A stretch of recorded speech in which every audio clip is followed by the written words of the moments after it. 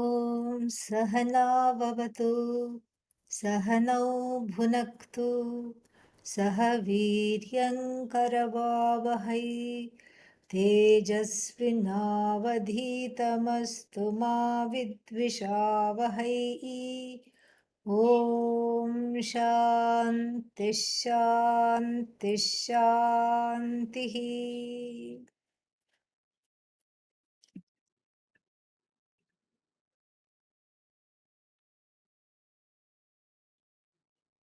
Last time we saw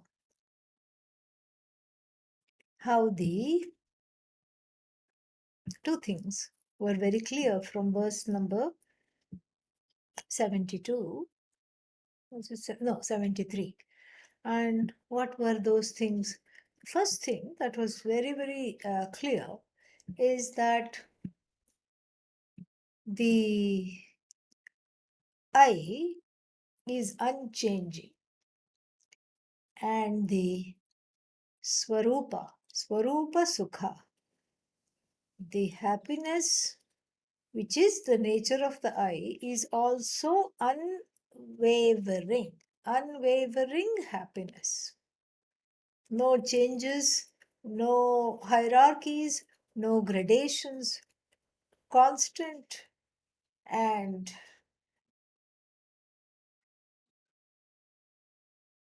don't want to use the word eternal, but still is unending, infinite.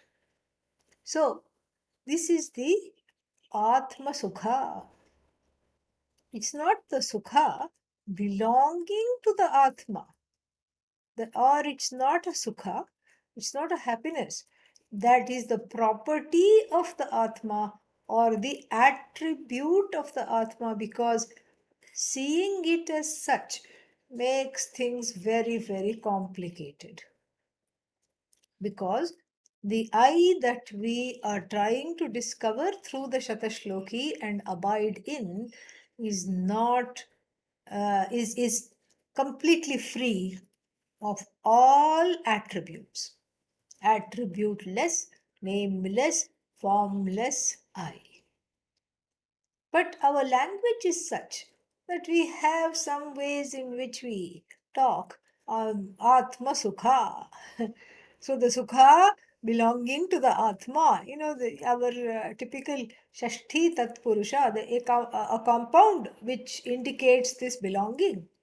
But really, that is just Aupachariki Shashti. It's for the namesake Shashti. It's the namesake sixth case or the possessive case.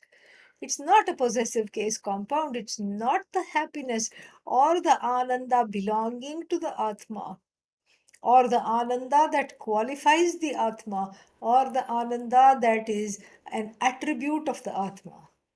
And this kind of an orientation, ever so slight it may be, sitting in the head, must be immediately exorcised. And that's not too strong a word. That's really what needs to happen. So that must be exorcised immediately. Because one is possessed by this. The orientation is such that, I want this happiness, and oh, Atma has this happiness, has means as a property. And so I want to have it too, and I want to discover that Atma to which this Ananda belongs. This is a very what's the word for it? This is an extremely limiting orientation, and comes in the way of the discovery and the inhabitation of the limitless I. So this is one thing we saw in the verse 73. We saw that this is the happiness that is Atma. That's the only way to say this. The Ananda, which is Atma, is unwavering and never ending, whereas the Ananda, the joy that belongs, here we can use the word belongs, to the Ahankara, the joy that the Ahankara gathers, like even a rag picker gathers, that is Vishaya based. That is based on Vishaya. Vishaya means objects. Objects include circumstances, they include situations, they include events, And they also include, whether we like it or not, the behavior of people around oneself. So, my happiness, this is what a typical person says, is dependent upon your behavior. And if you are okay, I am okay. In fact, there is a book. What is that book called? I am okay, you are okay. And perhaps that is okay. But here the book is turned on its head.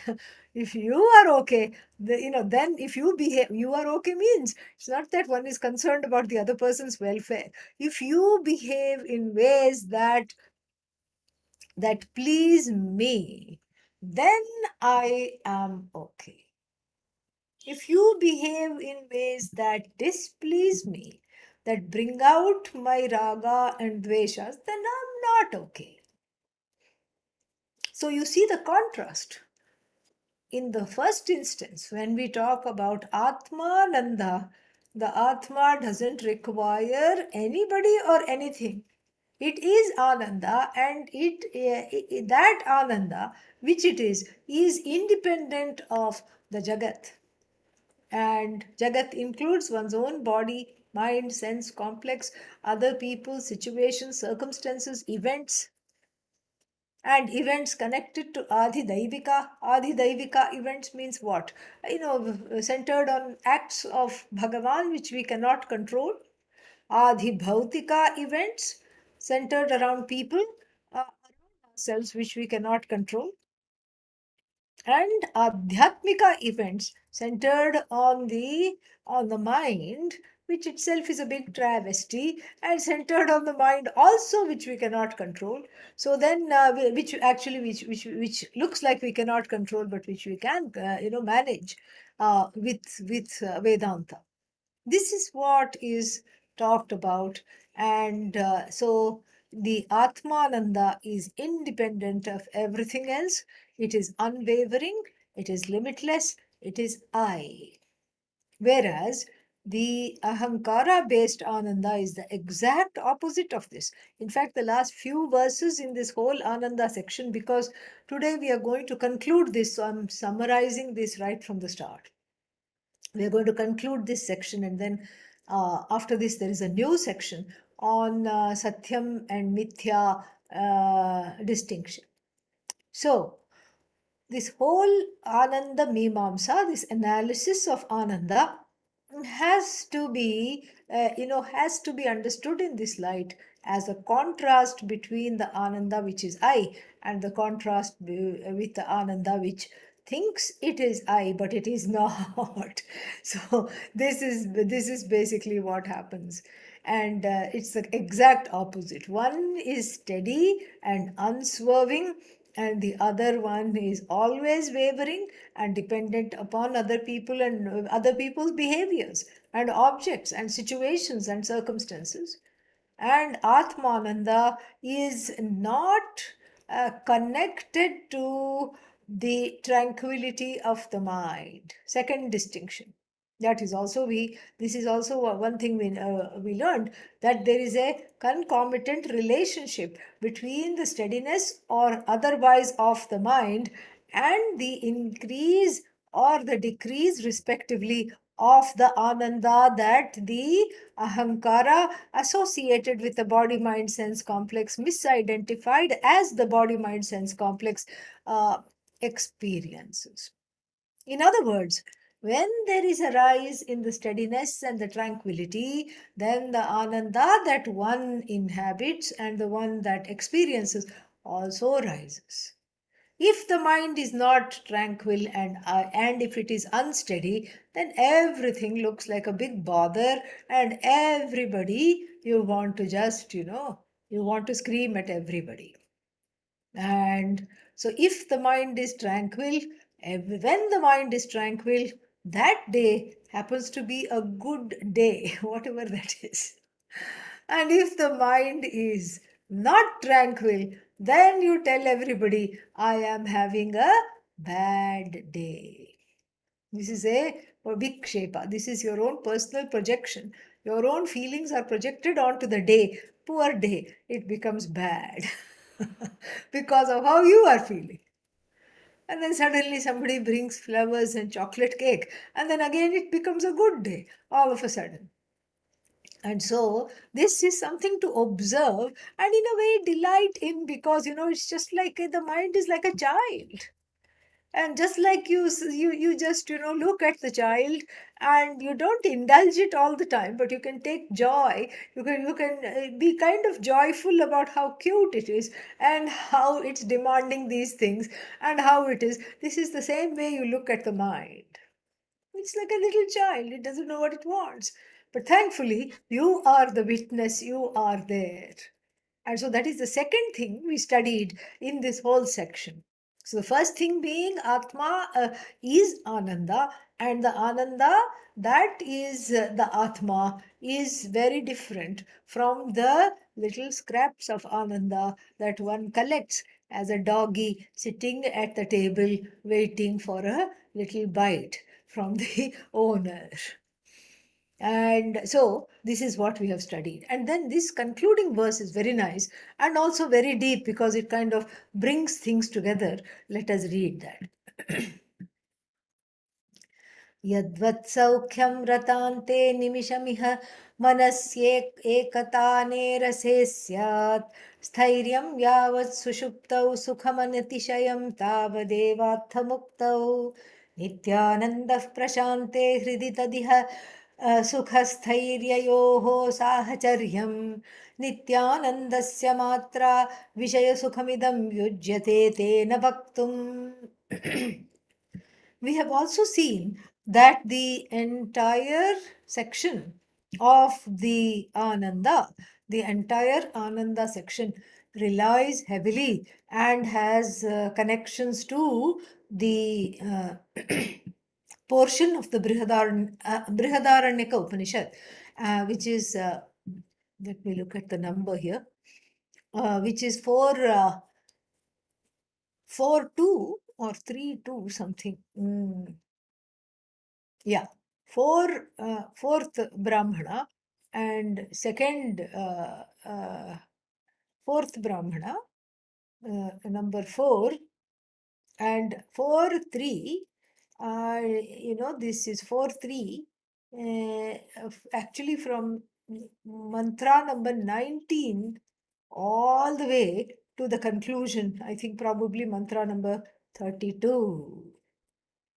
So this whole section is a statement or an elucidation of this portion of the Brihadaranyaka Upanishad, and we have seen those mantras, and we will be seeing them again, since it is the last day. It's not the last day of classes, but it's the last verse in this concluding segment on this, what is Ananda.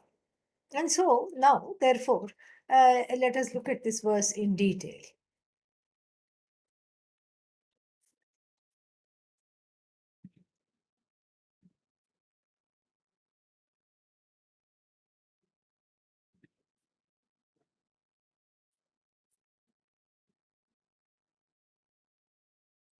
Yadvat saukhyam ratante.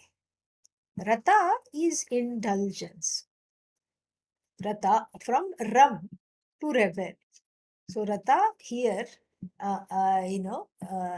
rataha, it is made into a noun, indulgence, sensory indulgence of any kind, where the subject that is subject to ignorance looks at the object and wants that joy, which the only kind of joy it knows, with which it thinks is generated from the subject object fusion.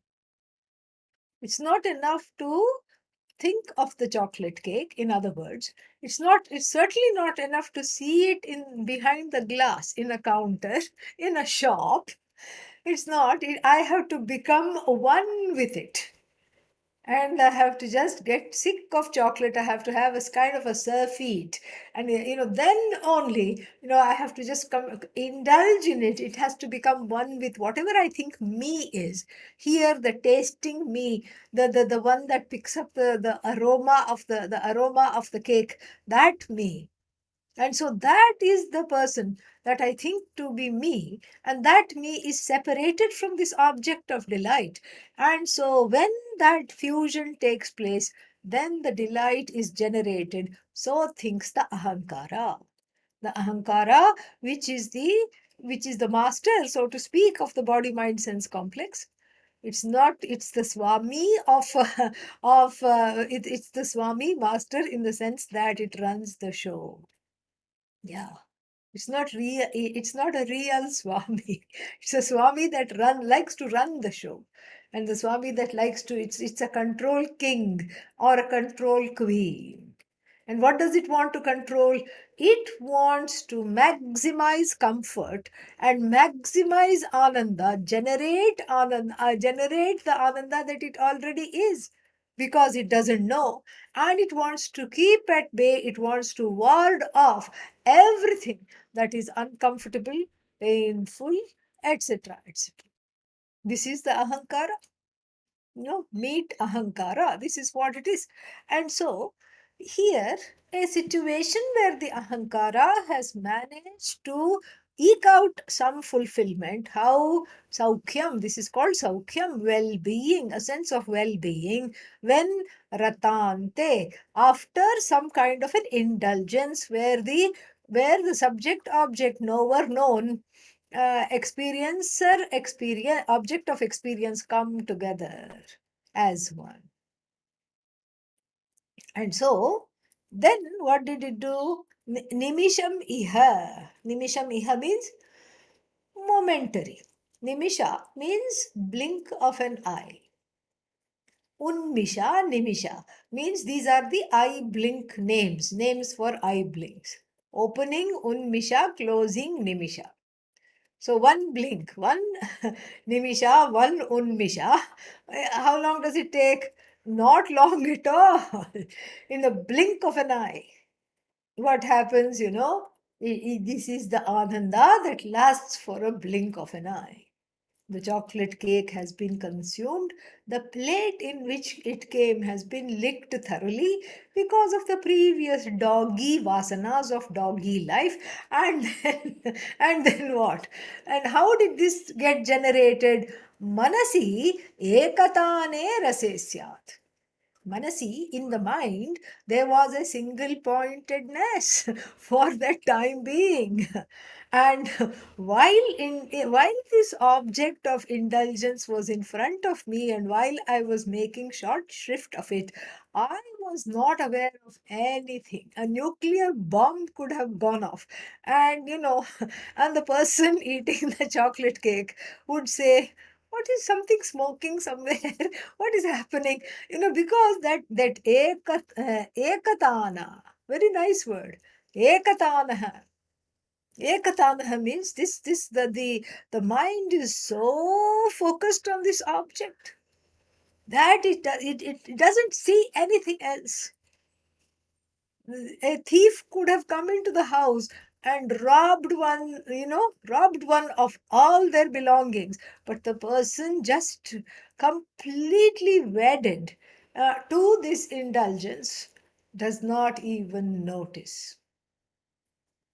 And alas, if the single pointedness were to be directed towards the quest of the eye and Vedanta study, think about where everybody would be. But then, this is this is what is told in the stories of saints also. And there is the author of the one of the Ramayanas, Ramacharita Tulasidas, great saint, very saintly.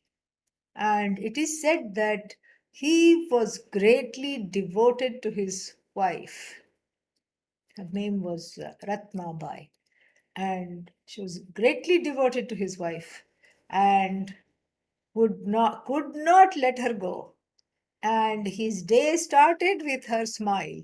And he was just so devoted to her, obsessed with her actually. Could not think of himself apart from her even for a second. Then she went to her parents' house, an unremarkable event. She went for a little holiday to her parents' house. But then what was remarkable is that there was a deluge, a huge flash flood because of incessant rains.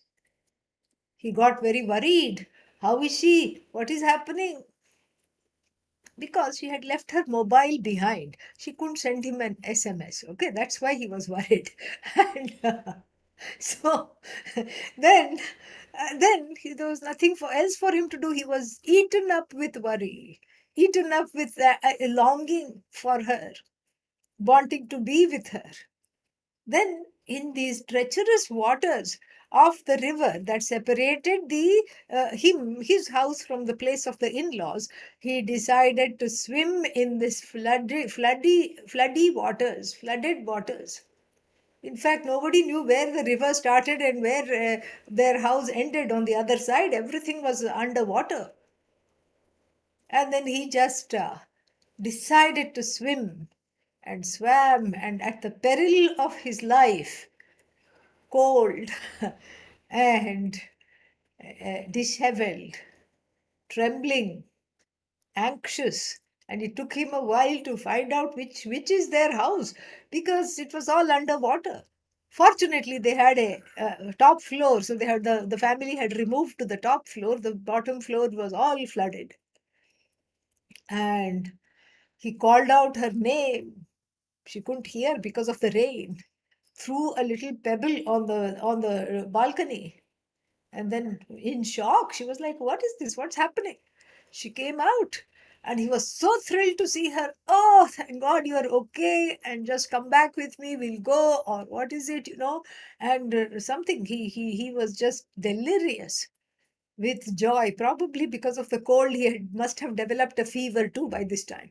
And he was just standing there, just so love lone and like a man who had been lost and who somehow found something, found himself.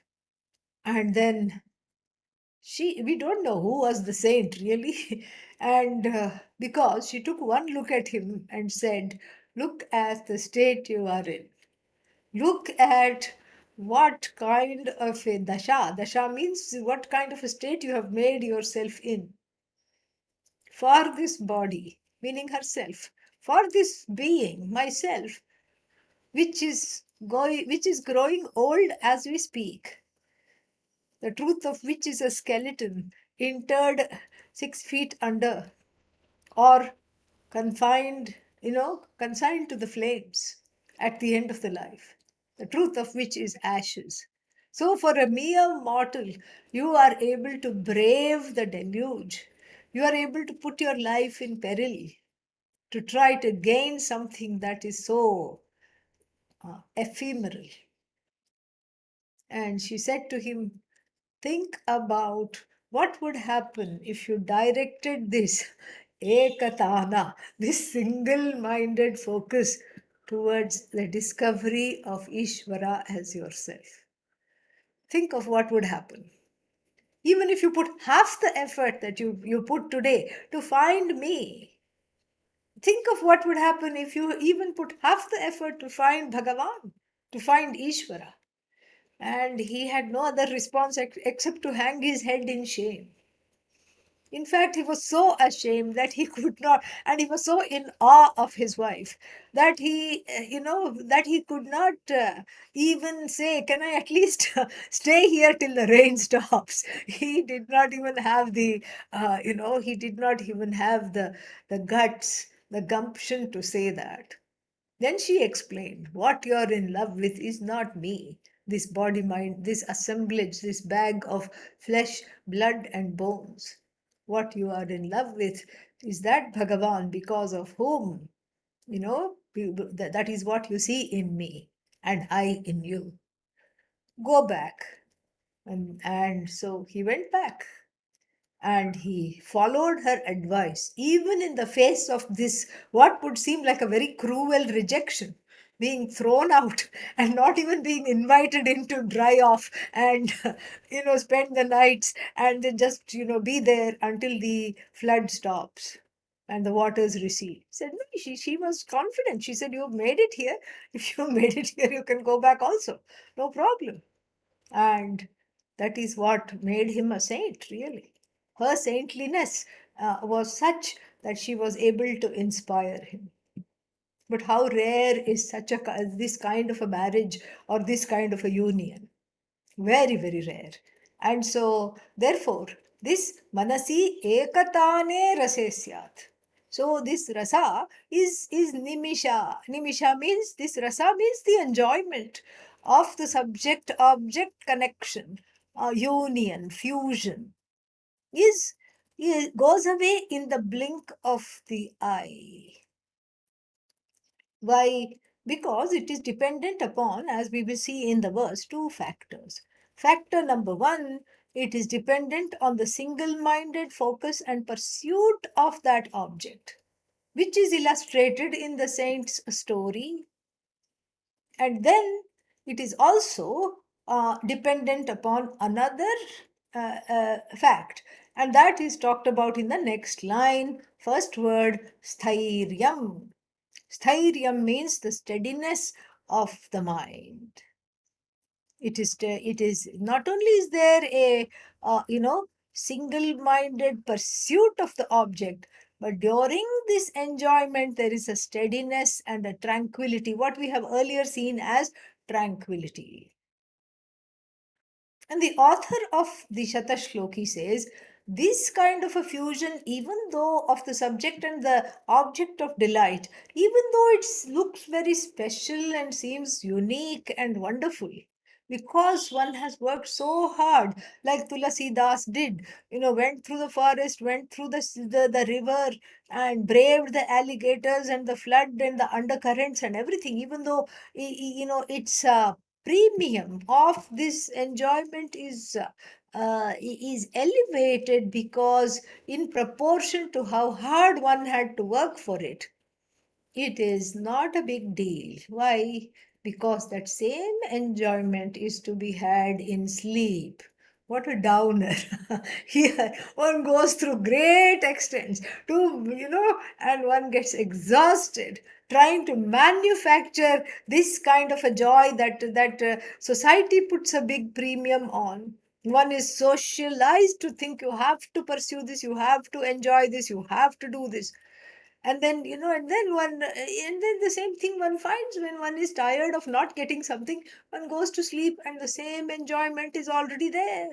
Why? Because the two conditions which are connected to the mind are already fulfilled. This ekatana is there, that there is a single mindedness in sleep, and also there is a steadiness in sleep. The tranquility of the mind is there in sleep, and so therefore in sleep also it's the same thing. Subject object fusion in sleep. In fact, you are one with the entire Jagat, you are one with Ishvara. Whereas in the waking state, if you go and enjoy one particular thing, and that you are only enjoying that particular thing and no other thing, it is finite. So it's a great disappointment, the second line, because the first line builds it up, and but then we find that as long as these two conditions are met, the single-minded pursuit or focus, and then the tranquility. The mind is not overpowered by emotions that inhibit the enjoyment. So then this is what the so this is the kind of joy which is nimisha. Nimisha means which goes away in the blink of an eye. Sleep is a little more long lasting, but that too goes away. And the problem with sleep is this, the problem with sleep is that it is what's its name, it is not enjoyed in the moment, it is recognized afterwards. It is recognized afterwards. And so now what? Now this is therefore then he says tavat tavat atha. So tavat means until then, until the mind is tranquil, and until there is an obsession, then until then this kind of an enjoyment lasts. How long is it? It's a blink of an eye. Now then, uh, atha muktau Sukham anatishayam. Whereas when one is freed of the obsessive compulsiveness or compulsive pursuit of the objects, then there is Sukham anatishayam.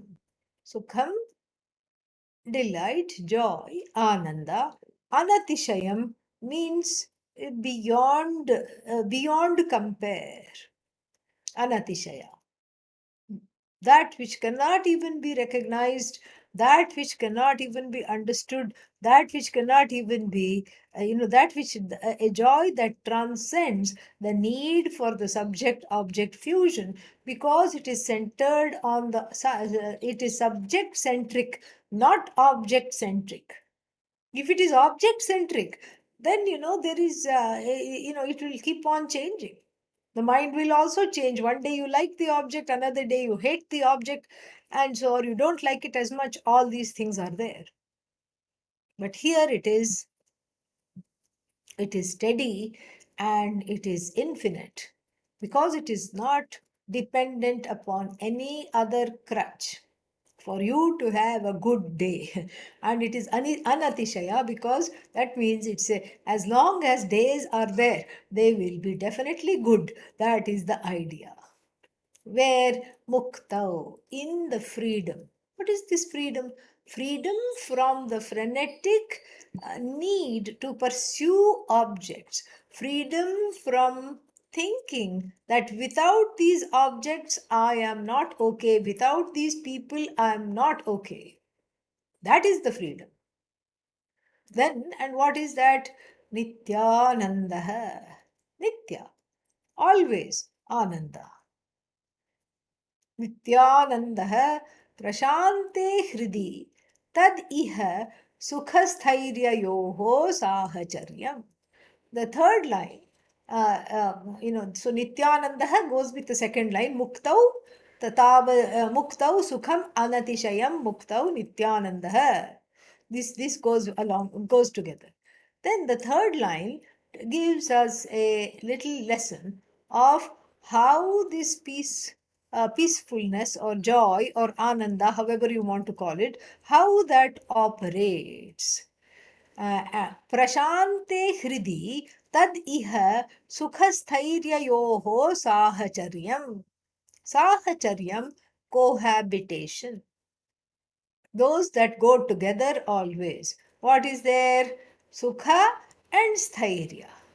The happiness and the tranquility of the mind. The happiness that is experienced and the tranquility of the mind. There is a cohabitation. They always go together. They go together. They have to go together because they always are there together. And so this is what is talked about. They go together. And that is very difficult to accomplish in the everyday without this knowledge. In the object centric pursuit, it is very, very difficult to accomplish.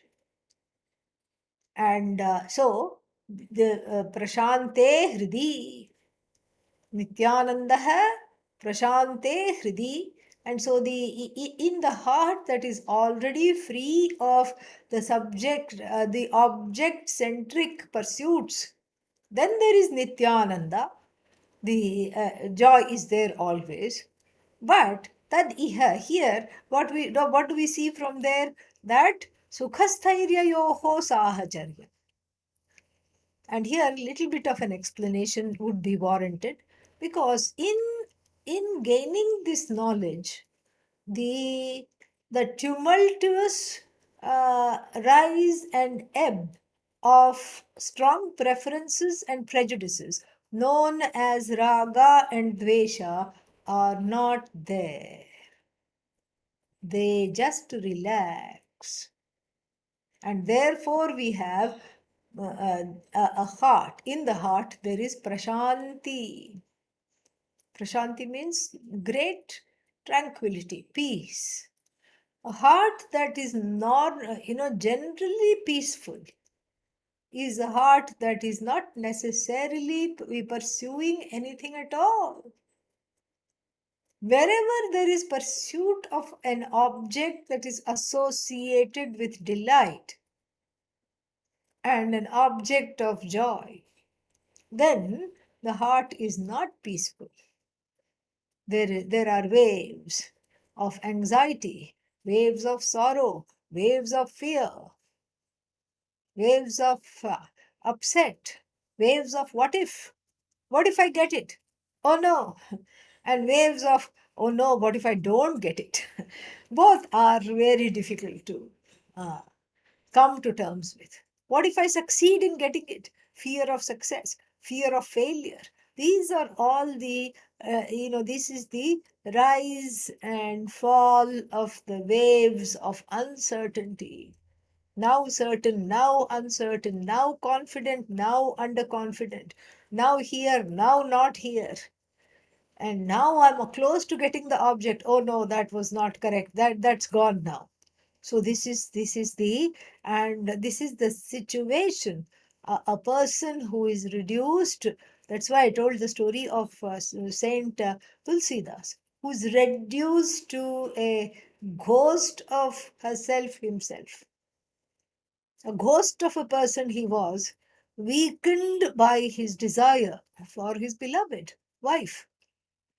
And so there is no freedom, because there is the whole time is spent, not whole time, most of the time is spent in keeping the undesirable things at bay, and then frenetically pursuing the desirable things. Most of the time is gone in that. And then what about the rest of the time?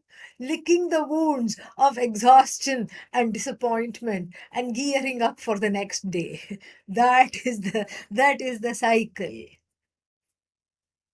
With the word sigh underlined, SIGH. You have to heave a big sigh of disappointment. Oh no, it is starting again. And this is what it is.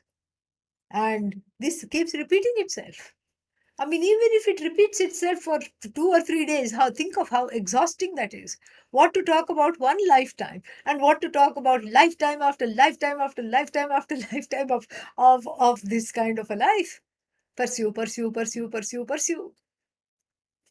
And then get exhausted, get tired, get tired, get tired, relax, lick the wounds, sit in a cave for a bit, and then come back. And one is exhausted. And that's how it is. And so one needs a vacation from the vacation. In fact, one needs a staycation. Yeah. Stay here is thairya. Yeah, I'm sure the root must be the same somewhere in the ancient this thing. Stha, to stay. Yeah. And sthairya, tishtati, stha, one to stay, to abide. And so we need a staycation, meaning staying still, staying put, and staying rather than rushing, staying rather than, slaying all the pursuits and wanting this, wanting that, going here, going there, pursuing this, and then trying to recover. Oh, I'm so tired, I'm so whatever, I just need. This is how the whole life is organized. 5 days one works out of one's wits, and then 2 days you just crash. Not even allowed to crash, because that's the day most of the Vedanta classes, Sanskrit classes are there. And so, one thinks like this where is the relaxation? I want to just crash. Thankfully, Vedanta classes are very relaxing. That's why one frequently sleeps off in them. And so this is what it is. And then the whole life is revolving around this kind of a schedule. 5 days you work, 2 days you crash. And then what? 4 or 5 months you work, and then you get 3 days to crash, because suddenly one holiday will come. What is that? Now it is coming, Memorial Day. Memorial Day, very memorable day, because then you can look forward to crashing and work extra hard before that. And then after that, 6 months later, Labor Day, and then some other day. and all kinds of, every single thing in America has to happen in the weekend. Okay. And so this is what it is, except perhaps death, that they cannot control. They haven't learned how to to push off the death on a Friday night or something like that. So that they haven't figured it out. But it won't surprise me if that was the way of the future. So then, so this is what it is. And then you work for a whole year. You work, work, work, work, work, and then get 15 days off to go to India in a rush, and then come back, and then get started all over again, and or go somewhere, and then you work for 25 years, 30 years, and then you say, okay, I don't want to work at all. I'm going to retire so that you can have your life off. you know that is, so the person works lifelong to be able to have the life itself off. That is, if the person is not already offed by that time. So a crazy way to live. And the society is structured around Atma Ajnanam. The society foments and keeps in place the uh, mechanisms that further, the raga dvesha pursuits. They further this object subject fusion. They further the ajnanam. They keep on nourishing, watering the Atma ajnanam, watering self doubt, self ignorance all the time. What a travesty, really. And contrast that, this 74th verse says, to that Nityananda, which is because of an internal shift. The Nityananda happens because there is an internal shift where, instead of pursuing the raga and dveshas, comfortable situations and then uncomfortable situations, trying to keep them frenetically at bay, what I do is I take stock of the pursuer itself. Who is the pursuer? Me. Who is this me? The incomplete, wanting, longing me. Who is this wanting, longing me? Is this a permanent creature? No. Because whenever I get something that I want, the longing me disappears. At least for a nimisha. For the blink of an eye, it's not there. When I sleep, there is no longing. In sleep, not dream. In sleep, there is no longing. So, this shows that there is a contradiction. Longing I cannot be real because the real cannot change. So, if there is a change, that means that cannot be real. And since there is a yearning for the non-longing, non-wanting I, therefore, one can help oneself to some logic and surmise that the non-longing I must be the truth of this longing I. The longing I is an interloper, a masquerader. And so it is a costume that the jiva is wearing as long as it is attached, associated with, and identified with the ignorance. It refuses to take off that costume. There is a story. This is, some, I think it was Pujya Swamiji's great uncle or some relative. In those days, dementia was not a thing that was easily recognized. It was just probably just coming into prominence as a condition. So they did not know what to do with this great uncle, grand uncle, somebody, an elderly man who had all kinds of phobias and who had, whose mind was really compromised by memory loss, dementia, etc. And so he would not bathe and he would not take off his clothes. would not take off his clothes at all. So they would allow him to be, because what else would the relatives do? They would give him a room somewhere, far away. Sometimes, in these olden style dwellings, there would be a courtyard in the middle and then rooms around. So some one room he would be given, and the family and then people lived in extended families, and the extended family would tolerate him as long as possible. And when the whole household started to smell because of that room and who was the occupant in his room, then the people would become volunteers from the village, would come, because he was strong, he was big, he was a strapping man. Even though he was elderly, he was very strong. He would resist any kind of bathing and changing of clothes, etc., etc. So, 5, 6 men would come from the village. And as soon as he saw them, he would try to run away, but they would capture him and take him straight to the river. And then his wife, poor thing, would come with a pair of scissors and cut the dress off of him, cut his clothes off of him, cut everything, dunk him in the river, give him, put him in a flea dip, literally, because it would be 5 months or 3 months or however long before he bathed. Put him in some kind of a disinfectant dip, throw him in the river, and soap him nicely, put on new clothes, bring him back. This they did as a service for as long as this man was alive. And this is exactly how the ahankara is. The ahankara is the man that has lost his way. The ahankara is the man with dementia, because it has forgotten where it should pursue, what it should pursue. It has not understood anything. It cannot be reasoned with. It cannot be talked to. And it's an interloper. It has made the person a ghost of himself, herself. And the costume is Atma Ajnana. This is exactly how it is. So sad.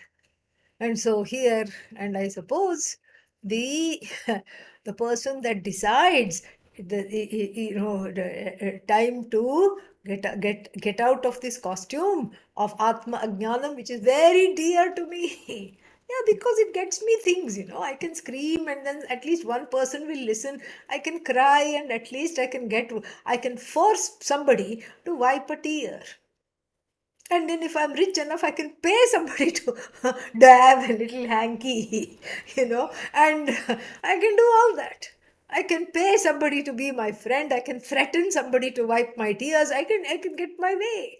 I'm in control. I'm in charge. I'm the ahankara.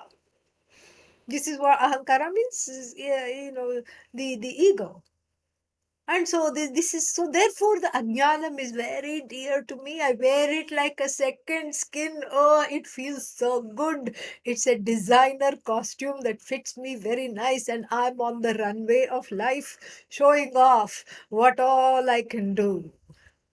What all I can do. Sometimes Bhagavan engineers, because of one's own longing in the previous life, a longing that has not come to fruition, but it was a longing to not be longing after all. And that longing, somehow, because of Bhagavan's grace, gets activated. And as one is walking confidently on the runway, showing off one's colors, one's costume, preening, I have accomplished this, me, I have done this, me, look at me, look at me, look at me, look at me. Bhagavan puts a little string across that runway and trips and falls on the face. The ahankara trips and falls. And then it coincides with other astrological happenings. Rahu moves houses, Shani Dasha starts, and something or the other happens, because it's all Bhagavan. The whole thing is infallible. So astrologically also there are what should I say, combustion of a planet because it is cohabiting the same house with the sun, or there is some kind of a event, astrological event that happens, like this eclipse that just went 2 days ago, and things like this that have very powerful effects. And then because we don't know much more, the lay people see and then say, oh, because of the eclipse this happened. No, it's not because of the eclipse. The eclipse is also there, and then there is a local reason, but then there is Bhagavan, because Bhagavan is the cause of the eclipse too. It's the mastermind. It's the master. The master key, the one who holds the master key of the laws of the universe. So one trips and falls on the face. And then, in the comics, you have these circles going round and round with little birds, cheep, cheep, cheep, like that. One slowly comes to and starts to ask fundamental spiritual questions. Who am I? Who am I? This is what it takes sometimes. Sometimes Vedanta comes after a fall, you know. And I'm not talking of the season, okay? I'm talking of literally a fall. Vedanta comes after a fall in one's life because nothing has worked. All this manufacturing, the meeting, one becomes like a matchmaker. The ahankara is a matchmaker because I want to set up dates between between the longing and the object of longing. One is running a matchmaking agency, I tell you. A sad mismatch because one is it's a matchmaking agency that is completely inept in trying to do this, doesn't know how, and is overpowered by circumstances beyond its control. So sad. And so when the ahankara falls flat on the face and gets up and the face looks like a pancake, then Vedanta comes into the picture. And then what? The guru says, it's time to let go of this costume. Take off the clothes. Take off your clothes. No, no, no, no, no, no. This is me. This defines me. This is how I am. But then the other people of the village are the Upanishads. That's the Shastra. The Guru deploys the Shastra to catch hold of this ahankara and then, cut off the ajnanam, cut off the Atma ajnanam, and then clean off the patina of ragadveshas that it has accumulated. And then the person shines as Nityananda. This is what it takes. And so therefore, this is, I just suddenly thought of that incident of that man because it is so fitting. Otherwise, one keeps on going, showing off on the runway of life, and then a little trip here, somebody falls, somebody this, you just pick yourself up. It is only when you fall without the hope of getting up, and somehow you get up, that is when there is reason to question. And so then the shift takes place very nicely from pursuing something so ephemeral over which you have no control. You have no control because the object pursuit and the pursuit of people, etc., of delight that you think will give you delight, you have no control over their behavior. Even an insentient object, how it behaves, you don't know because it too is subject to the laws of the universe. And so focusing on that and working so hard is not necessary. Why? Because one is already that which one seeks, one is that which already one wants. Not at all necessary to work so hard and get exhausted and then get attached to this exhaustion. Drop it, says the Shruti, and understand that the tranquility of the mind and happiness go together. So instead of trying to manufacture the happiness that is so uncertain, focus on the tranquility of the mind, gaining the tranquility of the mind through japa, through the pursuit of Vedanta, etc.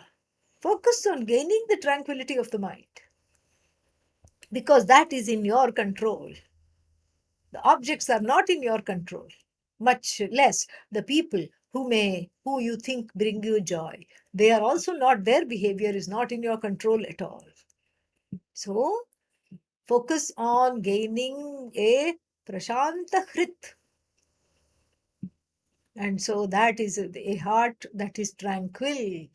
From this understanding of the how tranquility and happiness go together. Otherwise, what will happen?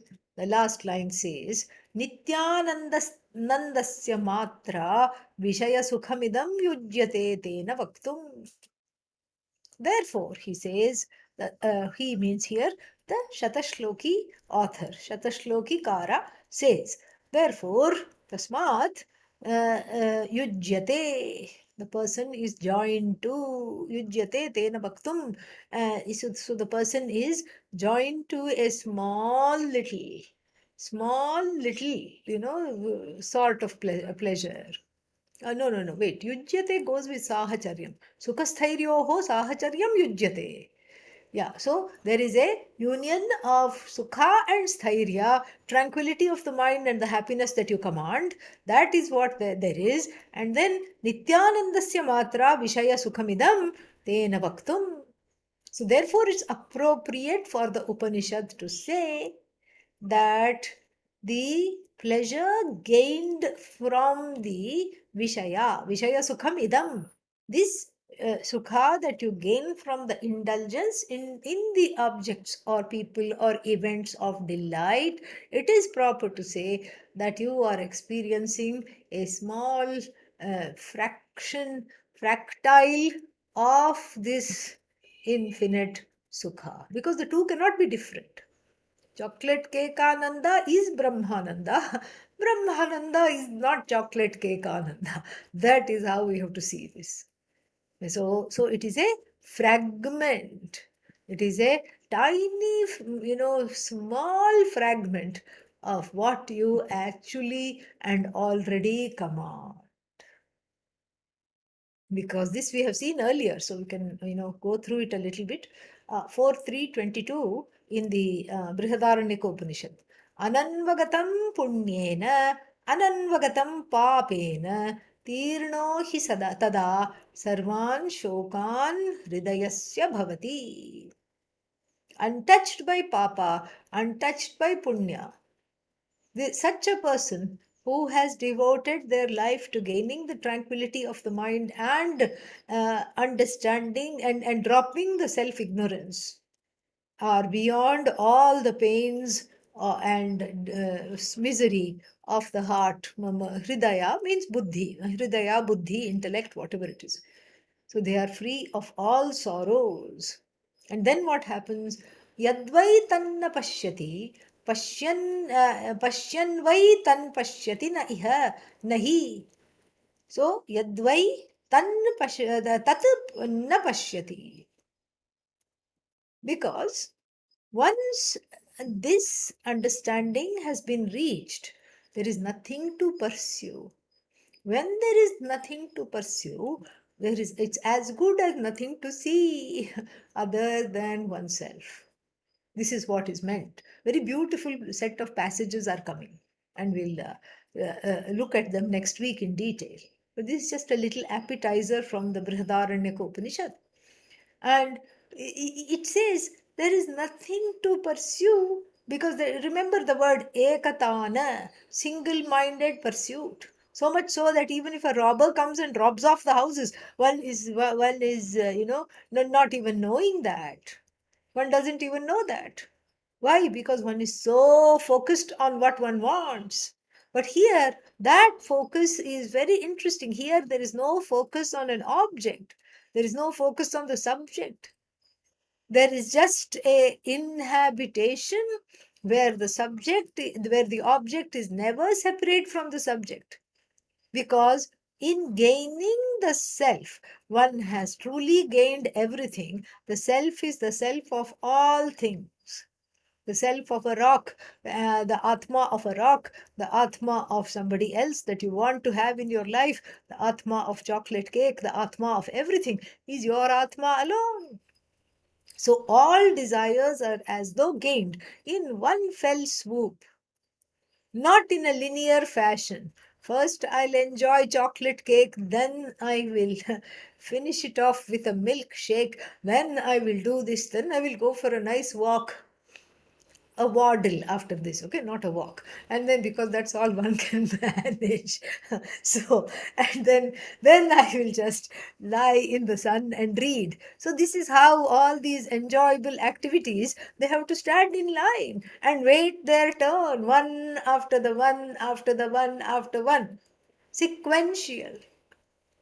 So this is how it is. So the rise of Ananda with fulfilling one desire, and the fall of that Ananda, and the rise of the next Ananda fulfilling that small little desire, and then the fall of that small Ananda. This is how one leads life in discrete, punctuated, abridged incidences of happiness. But here is a person having gained whatever they wanted. They there is nothing more to gain, and the sense organs therefore are at rest. So even though they see everything, they don't want anything, so they don't see with the eyes of want. This is very, very important. They do not see with the eyes of want. How is that possible? We'll see next time. ॐ पूर्णमदः पूर्णमिदं पूर्णात् पूर्णमुदच्यते पूर्णस्य पूर्णमादाय पूर्णमेवावशिष्यते ॐ शान्तिः शान्तिः शान्तिः हरिः ॐ श्रीगुरुभ्यो नमः हरिः ॐ